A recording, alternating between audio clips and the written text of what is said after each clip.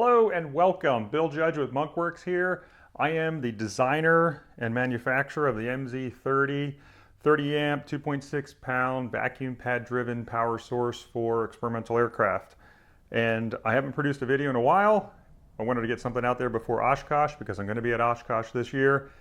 On the 21st, the Monday, the start of the show, I'll be there at Workshop Classroom C at 11:30 a.m. giving a talk on reliable electrical systems.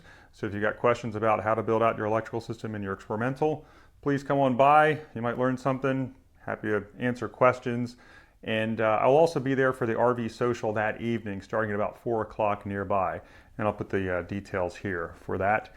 And why have I been so busy? Well, it started with January, Sport Aviation published an article, Vic Syracuse wrote an article about the generator kit, and then two YouTubers started using it. Flight Chop, Steve from Flight Chop started using the generator, and Wearworthy just got his Zenith in the air, and he's using the generator as well. So that's driven some interest.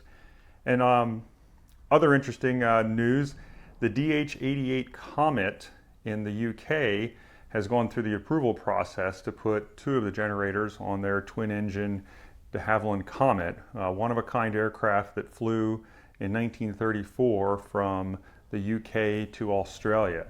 It's a fascinating read if you read about what the aircrew went through in order to pull off that race. And one of the most historic aircraft that's in England. So anyhow, I've been busy dealing with all that, lots of attention. I haven't put out very many videos, but I'm still here, still happy to answer questions. If you have any questions about the gadget, please reach out to me. Email is great. You can call me as well. And I'll be at Oshkosh also, like I said, on the Monday, July 21st. Hope to see you there. Thank you.